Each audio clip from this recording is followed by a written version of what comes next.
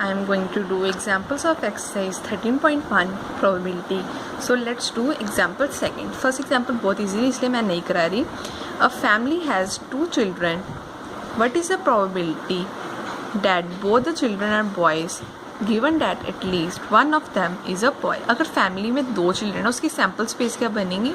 जहाँ दोनों बॉय होंगे, जहाँ एक बॉय होगा, जहाँ गर्ल होगी, जहाँ गर्ल होगी, जहाँ बॉय होगा, जहाँ दोनों गर्ल्स होगी. ठीक है. आगे उन्होंने क्या बोला? What is the probability that both the children are boys given that at least one of them is the boy. उन्होंने अब गिवन दैट है, इसका मतलब हमने कंडीशनल प्रोबेबिलिटी निकालने है. जब भी हमें गिवन दैट के आगे स्टेटमेंट दी होगी उसे हम क्या लेते हैं? एफ. ठीक है. At least one of them is a boy. At least one of them is a boy. What is the probability that both the children are boys? ये हमारे पास होता है A. Both the children are boys.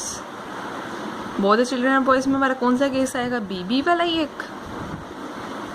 और at least one of them is the boy मतलब एक boy भी हो सकता है और ज़्यादा भी हो सकते हैं. BG GB और BB भी आएगा. ठीक है. अब हमने प्रोबेबिलिटी निकाली कंडीशनल E/F. इसका फॉर्मूला क्या था? Probability of E intersection F upon probability of F. E intersection F में यही कॉमन आ रहा है सिर्फ, तो 1 अपॉन टोटल आउटकम्स कितनी है? 1 2 3 4 1/4. तो यहाँ पर 1/4 पुट कर देते हैं. और प्रोबेबिलिटी ऑफ F कितनी है? 1 2 3 3 और टोटल सैम्पल स्पेस क्या? 1 2 3 4. तो हमारा आंसर क्या आ गया? 1/3 is the answer. 10 card numbered 1 to 10 are placed in a box, mixed up thoroughly, and then 1 card is drawn randomly.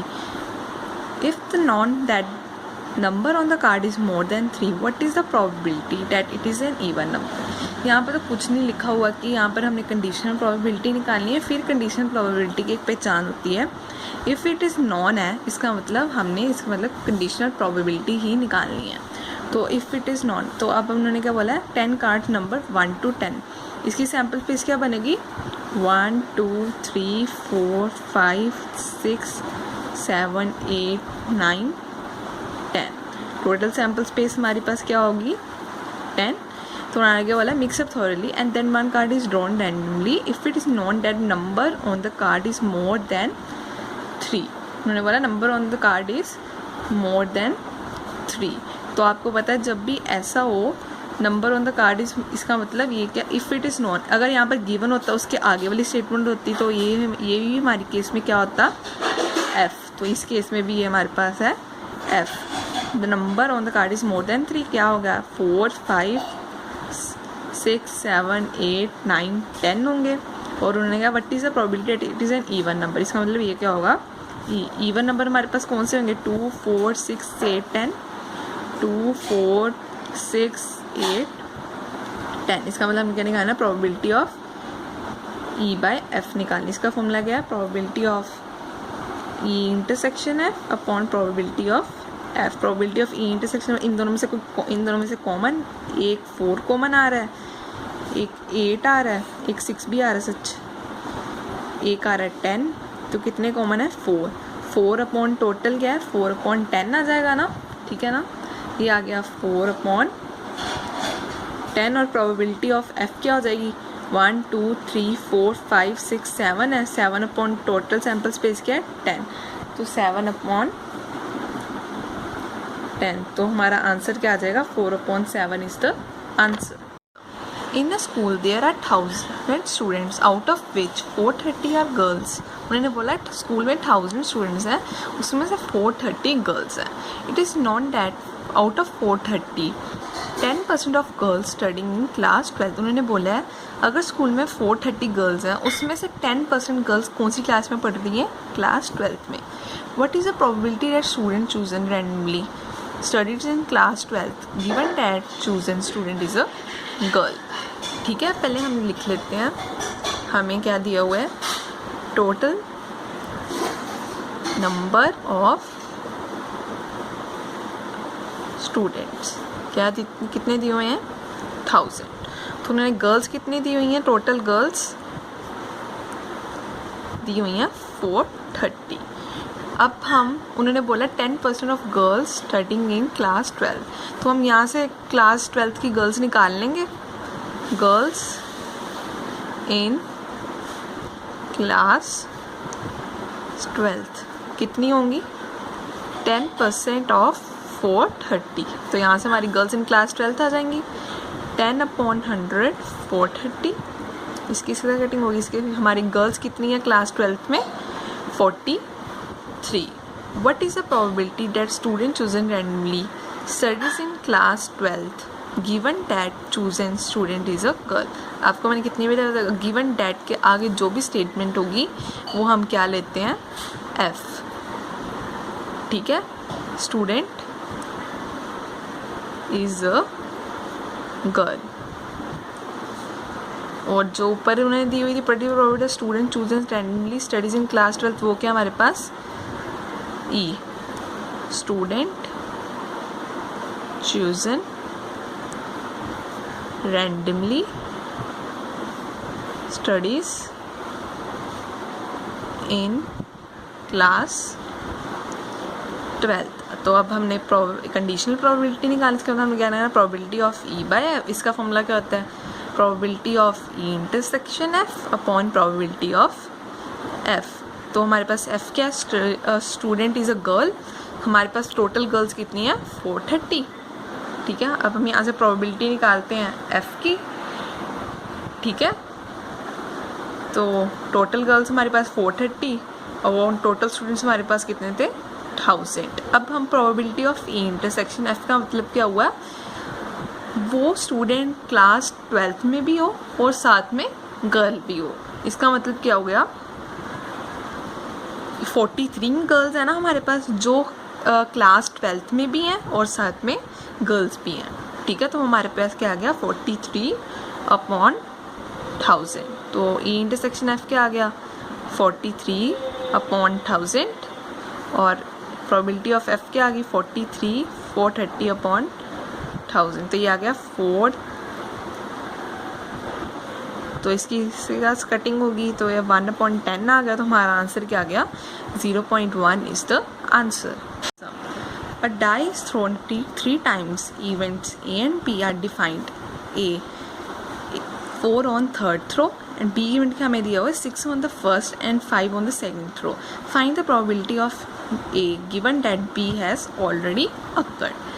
उन्होंने क्या बोला है, die is thrown 3 times. इसकी सैम्पल स्पेस क्या बनेगी, जब 1 1 1 1 1 2 से लेकर कहाँ तक बनेगी 6 6 6। ये बहुत बड़ा हो जाएगा इसलिए हमने ये लिखा नहीं है, ठीक है। A 4 on the third row, इसका मतलब 4 on the third, 4 यहाँ पर आएगा। तो इन दोनों प्लेसेस में, इन प्लेसेस में जहाँ 1 भी हो सकता है, 2 भी हो सकता है, 3 भी हो सकता है, 4 भी हो सकता है, 5 भी हो सकता है, 6 भी हो सकता है। इस प्लेस में भी 1 भी हो सकता है, 2 भी हो सकता है, 3 भी हो सकता है, 4 भी हो सकता है, 5 भी हो सकता है, 6 भी हो सकता है। इस प्लेस में कहाँ से 1 2 3 4 5 6 से लेकर नंबर हो सकते हैं।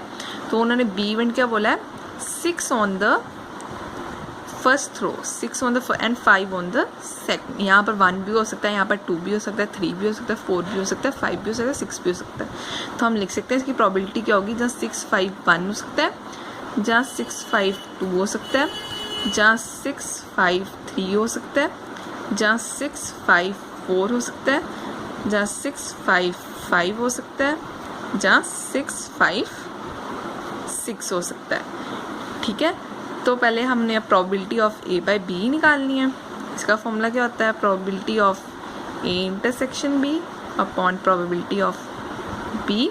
तो ए इंटरसेक्शन बी में लास्ट में 4 है, इसमें ए में, और इसमें कोई ये वाला है ना हमारे पास लास्ट वाला 4, तो इसकी probability of A by B क्या होगी, इन दोनों में यही कॉमन आ रहा है ना 1 अपॉन टोटल आउटकम्स क्या होंगी, सच टोटल आउटकम्स हमने निकालनी नहीं, 6 की पावर n होता है जितने टाइम्स हमने डाइस थ्रो किया होता है। 6 की पावर 3 आ गई, 6 की पावर 3 क्या होगी 216, तो आ गया 1 अपॉन 216, ठीक है।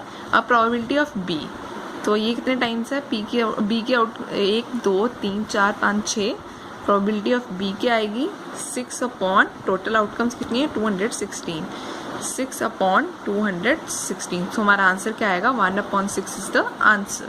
A die is thrown twice and the sum of the numbers appearing observed to be 6. What is the conditional probability that the number 4 has appeared at least once? अगर हमने डाई को throw किया तो मैंने इसकी पहले सैम्पल स्पेस बना ली, time waste ना हो. अगर हम डाई को 2 टाइम्स थ्रो करें तो 1 1 आएगा, जब 1 2 1 3 1 3 1 4 1 5 1 6 आएगा. तो ये ऐसे ही मैंने सारी सैम्पल स्पेस ड्रॉ कर ली है. तो इसकी टोटल सैम्पल स्पेस क्या होगी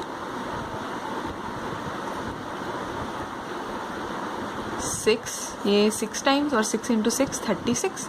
तो उन्होंने आगे का बोला है a die is throw twice and the sum of the number appearing observe to be 6. ये हमें ऑलरेडी गिवन है, इसका मतलब ये क्या होगा हमारा F sum of the numbers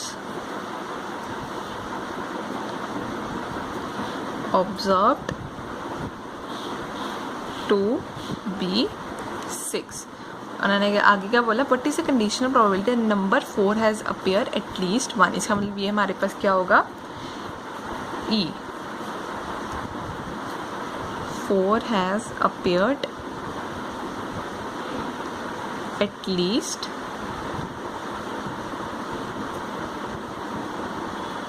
once. ठीक है, जहाँ 4 एक बार ही आएगा ना, उससे ज़्यादा भी आ सकता है पर कम नहीं होना चाहिए. तो एक ये केस आ जाएगा हमारे पास, एक ये आ जाएगा, एक ये आ जाएगा, एक ये आ जाएगा, एक ये आ जाएगा, ये भी आ जाएगा, ये भी आ जाएगा, ये भी आ जाएगा, ये भी आ जाएगा, ये भी आ जाएगा. क्योंकि 4 तो हमारा एक टाइम हो रहा है पर 2 टाइम भी हो सकता है. ये देखो 2 वाला केस भी है. ठीक है, उससे ज़्यादा भी हो सकता है, इसका मतलब ये होता है. ठीक है, तो हम लिख लेते हैं 4 1 4 2 4 3 4 4 4 5 4 6. ठीक है, 1 4 2 4 3 4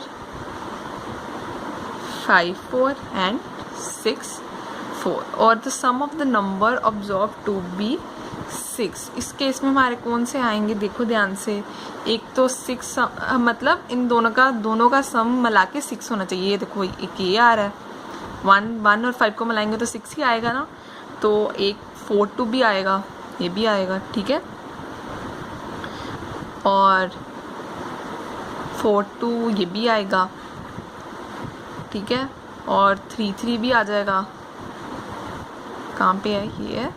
ठीक है, 1 भी आ जाएगा. बाकी और कोई केस नहीं आएगा, बस यही आएंगे. ठीक है, तो लिख लेते हैं 1 5 2 4 3 3 4 2 एंड 5 1. अब हमने कंडीशनल प्रोबेबिलिटी निकाली. इसका फॉर्मूला क्या होता है probability of E bye F, probability of E intersection F upon probability of F. तो ई इंटरसेक्शन एफ में हमारे कौन से कॉमन केसेस आ रहे हैं.